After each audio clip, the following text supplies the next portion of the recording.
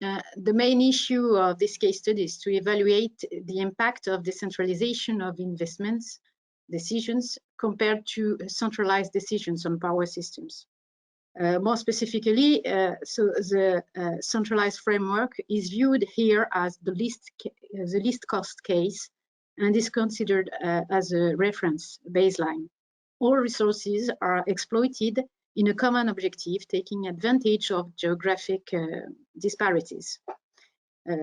Decentralization is the natural trend we are following because it allows to enhance acceptance and active participations of communities in fully exploiting the potential of local flexibilities, such as heat, biomass, transport, and demand-side management.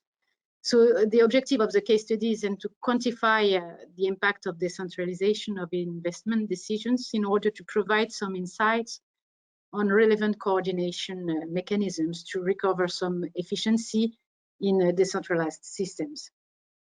So to talk about decentralization, we first have to specify the geographic scales that should be considered in this study.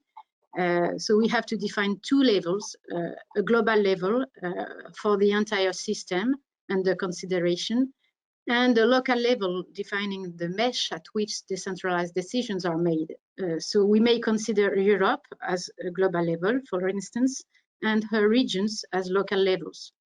Alternatively, we may consider regions of Europe as local levels. We could also consider countries.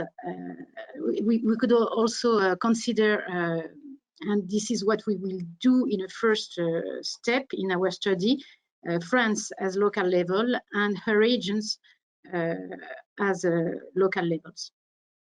Because we have already all data to conduct the study in this specific case. So three variants will be implemented in this study, ranging from a completely centralized system to a fully decentralized system. Each variant is formalized as a specific mathematical problem. The first variant is the reference, the baseline centralized case. In this setting, central operator is minimizing the investment and decisions and operation cost of the whole system, such as to satisfy the supply-demand balance at each node of the grid, and in order to ensure some ecological constraints expressed, for instance, as a limit in CO2 emissions or a minimum level of renewable penetration into the mix. So the second variant, called decentralization of targets, is corresponds exactly to the same optimization problem, except that ecological constraints are specific to each entity of the local level. This means, for instance, that each region has fixed her own target in terms of CO2 emissions or self-generation with renewables. And the third variant, called decentralization, full decentralization, is much more ambitious. It corresponds to a game where each player is a local entity which considers her own optimization problem. For instance, one region could decide her own investments on renewable resources and storage in order to reach a minimal level of self-generation.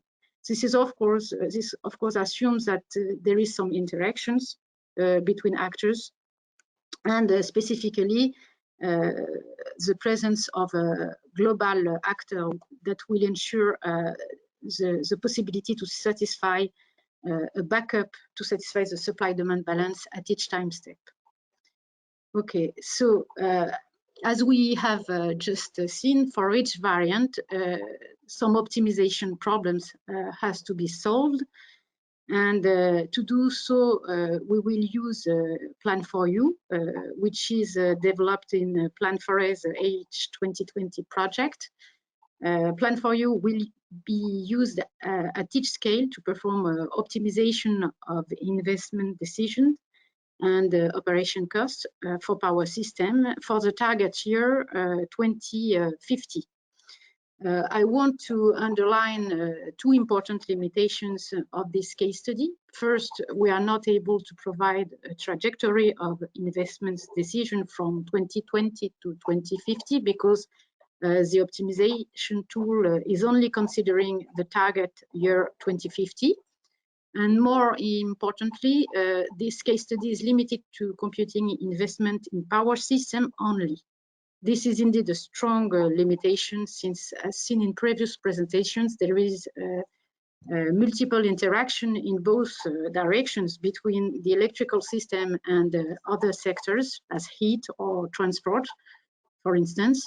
However, these interactions are partially modeled in our study because at least in one direction, we will consider joint assumptions on other sectors as input to our model.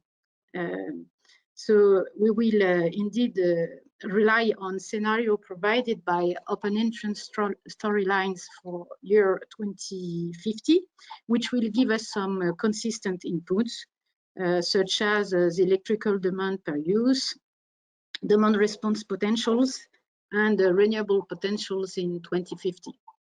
Then Plan for You would output, after optimization, a quasi-optimal generation and storage mix and the grid capacities. And it will also give the investment cost associated to these decisions and the operational cost of the power system, CO2 emissions, marginal costs, and many other outputs. So in this case study, it is of course essential to be able to integrate the increase of flexibility needs due to variable renewable integrations. To this end, we will rely on Plan for You ability to take into account a refined description of technical constraints related to flexibilities, such as ramp-up constraints on power plants, network congestion with DC approximation of power flows, storage capacities, characteristics of demand response, and many other constraints.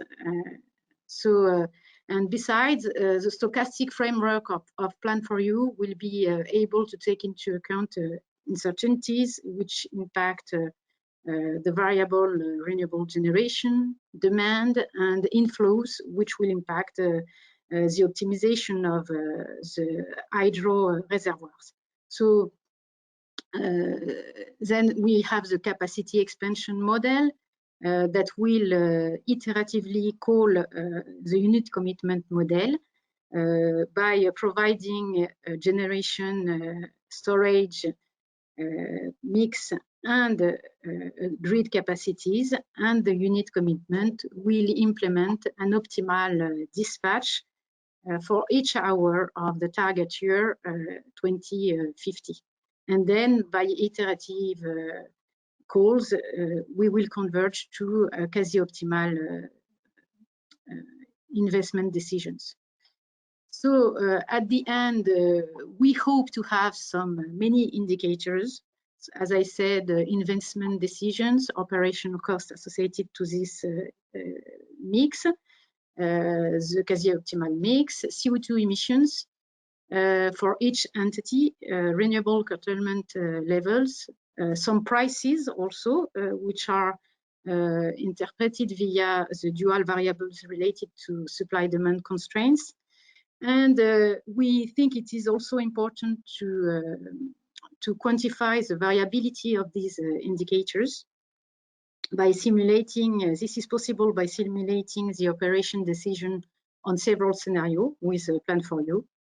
And with all these indicators, we will be able to compare these three variants, and we hope this will help us to bring relevant recommendations for coordination of decentralized systems.